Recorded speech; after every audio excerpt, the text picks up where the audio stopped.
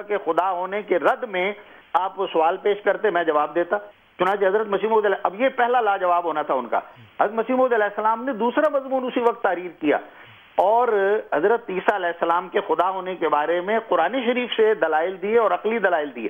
جب یہ دلائل دیے اور ان کے جواب کا وقت آیا تو مولوی وہ جو عبداللہ آتم صاحب سے انہوں نے کہا دیکھیں جی آپ نے تو قرآن کی آیتیں پیش کر دی ہیں، ہم تو قرآن کو مانتے ہی نہیں۔ حضرت مسیح موعود علیہ السلام نے فرمایا خدا کے بندے ہم نے قرآن سے کون سی آیتیں پیش کی ہیں؟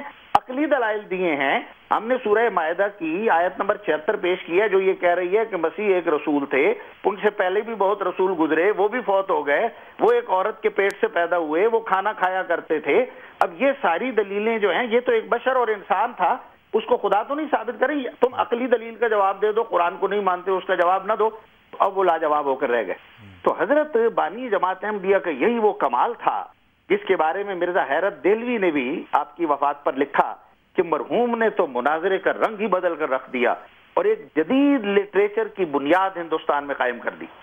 اب بات یہاں ختم نہیں ہوتی، عیسائیوں کا اب فکر یہ تھی روحانی مقابلے کی۔ حضرت مسیح موعود علیہ السلام نے یہ فرمایا ہوا ہے کہ آخر میں روحانی مقابلہ بھی ہوگا۔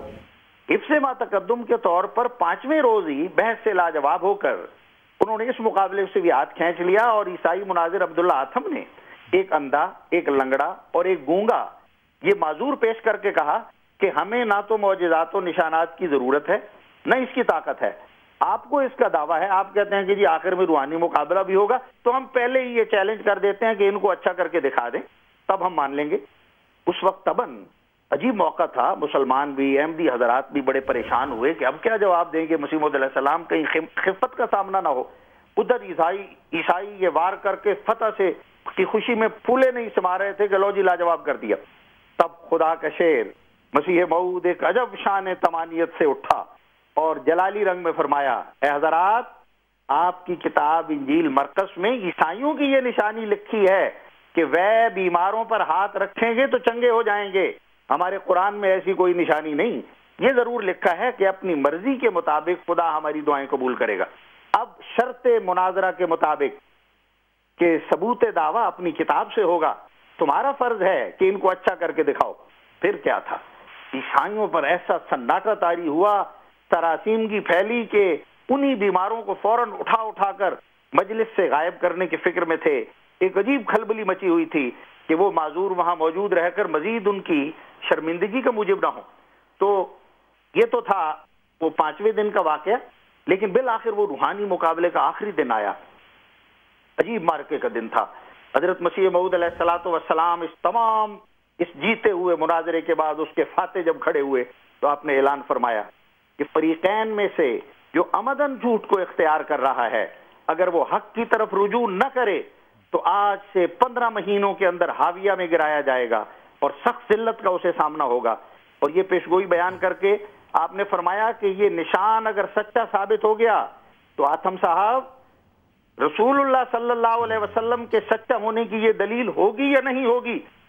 جن کو آپ نے اپنی کتاب اندرونہ بائبل میں معاذ اللہ دجال کے لفظوں سے یاد کیا۔ دیکھو آخر تک حضرت مسیح موعود علیہ السلام کو حضرت صلی اللہ علیہ وسلم کی شان بلند کرنے اور آپ کی فتح کی سوچ رہی، تو اس نے اسی وقت اس کا رنگ فق ہو گیا، چہرہ زرد ہو گیا، ہاتھ کانپنے لگے اور ہاتھ کانوں پر رکھ کر کہنے لگا توبہ توبہ میں نے ایسا نہیں کیا۔ اور اس کے بعد واقعی اس نے اسلام کی اعلانیہ مخالفت چھوڑ دی، اس سے توبہ کر لی، مگر اخفاء حق سے جو مسیح موعود علیہ السلام نے فرمایا بتاؤ تم نے توبہ کی کہ نہیں، تو اس اخفاء حق کے نتیجے میں وہ ہلاک ہوا۔ تو یہ وہ جنگ مقدس تھی کہ جس میں غیر احمدی علماء بھی یہ کہہ رہے تھے کہ ہم مرزا صاحب کی کمان میں لڑنے کے لیے تیار ہیں، جس میں صلیبی مذہب آخر پاش ہو گیا۔ اور وہ جو حدیث میں آیا تھا کہ مسیح موعود دجال کو باب لد میں قتل کرے گا، لد کے معنی بحث کے ہیں، دجال کو دلائل کے میدان میں ہلاک کیا جائے گا، واقعتاً حضرت مسیح موعود علیہ السلام نے کسر صلیب کر دی اور دجال کو ہلاک کر کے رکھ دیا۔ اب اس مناظرے کا کی جو عظیم الشان فتح تھی، اس کا فوری جو ایک اثر تھا بہت ہی غیر معمولی تھا۔ مناظرے کے بعد جڈیالہ کے مسلمانوں نے خوش ہو کر مسیح موعود علیہ السلام کو اس فتح پر اپنے گاؤں آنے کی دعوت دی۔ سارے کا سارا غیر احمدیوں کا گاؤں تھا، حضور وہاں تشریف لے گئے، انہوں نے دعوت کی، وہاں نماز پڑھی گئی اور ان لوگوں کو مسائل بتائے گئے۔ اور پھر اس موقع پر دو بڑے چوٹی کے نمایاں شخصیات جن کا میں ذکر کرنا چاہتا ہوں. ایک حضرت قاضی امیر حسین صاحب، بہت چوٹی کے علامہ، انہوں نے حضرت مسیح موعود علیہ السلام کے ہاتھ پر بیعت کر لی کہ امرتسر میں شور مچ گیا، اتنا وہ چوٹی کا عالم تھا. دوسرے کرنل الطاف علی خان صاحب جو عیسائیوں سے متاثر ہو کر عیسائی ہو چکے تھے اور مناظرے کے دنوں میں عیسائیوں کی طرف جا کر بیٹھا کرتے تھے. اس مناظرے کے بعد وہ حضور کی خدمت میں حاضر ہوئے اور آپ کے ہاتھ پر دوبارہ بیعت کر کے مسلمان ہوئے اور تسلیم کیا کہ حضرت مسیح موعود علیہ السلام نے واقعی اسلام کو زندہ مذہب اور حضرت صلی اللہ علیہ وسلم کو زندہ نبی اور قرآن کو زندہ کتاب ثابت کر دکھایا ہے اور صلیب کو توڑ کر دجال کو واقعی مار دکھایا ہے.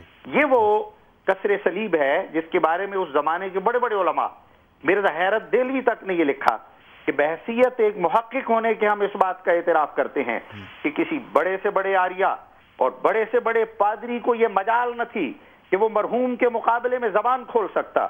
جو بے نظیر کتابیں آریاؤں اور عیسائیوں کے مذہب کے رد میں اس نے لکھی ہیں اور جیسے دندان شکن جواب مخالفین اسلام کو دیے ہیں، آج تک معقولیت سے ان کا جواب الجواب ہم نے تو کہیں لکھا نہیں دیکھا. اور پھر مولانا سید حبیب صاحب مدیر اخبار سیاست، جن کا علماء میں ایک بڑا مقام تھا، انہوں نے لکھا کہ اس وقت جب آریہ اور مسیحی مبلغ اسلام پر بے پناہ حملے کر رہے تھے، اکے دکے جو عالم دین کہیں موجود تھے وہ ناموس شریعت حقہ کے تحفظ میں مصروف ہو گئے، مگر کوئی زیادہ کامیاب نہیں ہوا.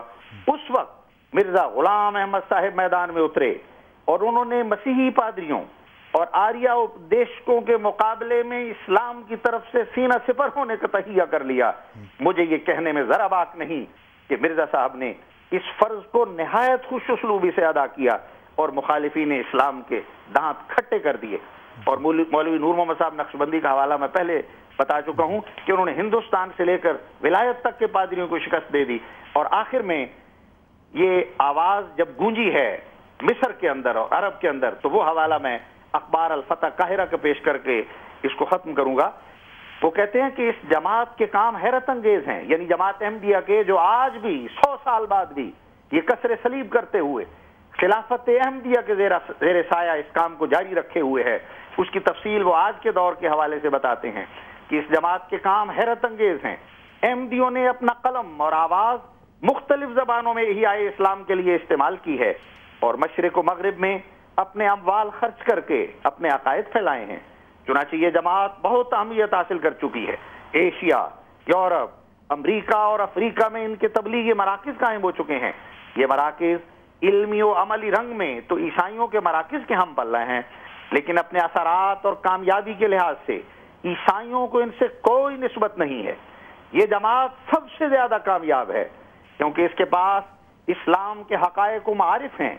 جو شخص ان کے حیرت انگیز کارناموں کو بغور دیکھتا ہے اور سب باتوں کا موازنہ کرتا ہے، وہ اس بات پر حیرت زدہ ہوئے بغیر نہیں رہ سکتا کہ اس چھوٹی سی جماعت نے تبلیغ و اشاعت اسلام کے لیے جو عظیم الشان کام کیا ہے وہ دوسرے کروڑوں مسلمانوں سے نہیں ہو سکتا. بہت شکریہ حافظ مظفر احمد صاحب. اور یہاں ہم ناظرین کی توجہ اس بات کی طرف بھی دلائیں گے کہ یہ عبداللہ اتھم جن کی بات ہو رہی تھی، یہ عیسائی تھے، رسول کریم صلی اللہ علیہ وسلم کی شان میں گستاخی کرتے تھے. حضرت مرزا صاحب علیہ الصلوۃ والسلام نے، مسیح موعود علیہ الصلوۃ والسلام نے اس کو جو ہے وہ جب کہا کہ اگر تم ان سے باز نہ آئے تو تمہارا انجام یہ ہوگا، اس کا وہی انجام ہوا اسی طرح سے. تو مسلمانوں نے آج کے دور، اس دور میں بھی، آج بھی انہوں نے یہ کہا کہ نہیں جی ایسا تو نہیں ہوا. یعنی کہ حضرت مسیح موعود علیہ الصلوۃ والسلام کا کوئی ذاتی جھگڑا نہیں تھا اس کے ساتھ. رسول کریم صلی اللہ علیہ وسلم کی غیرت کے نتیجے میں اس کو چیلنج دیا تھا. اسی طرح جو ہے وہ پنڈت لیکھ رام کی دفعہ بھی ہوا کہ وہ ایک شاتم رسول تھا، رسول اللہ صلی اللہ علیہ وسلم کی شان میں گستاخی کرتا تھا. آپ علیہ السلام نے اس کو منع کیا اس بات سے بارہا، پھر اس کے بعد اس کو وارننگ دی، پھر اس کے بعد پیشگوئی کی کہ تم ہلاک کیے جاؤ گے اگر تم باز نہ آئے. وہ رسول کریم صلی اللہ علیہ وسلم کی گستاخی سے باز نہ آیا، اس کا انجام وہی ہوا جو کہ اللہ تعالیٰ نے حضرت مسیح موعود علیہ الصلوۃ والسلام کو بتایا تھا. لیکن اس پر بھی حضرت مسیح موعود علیہ السلام پہ جو الزامات لگے ان میں گواہی دینے کے لیے مسلمان عدالتوں میں گئے، محمد حسین بٹالوی صاحب عدالتوں میں گئے.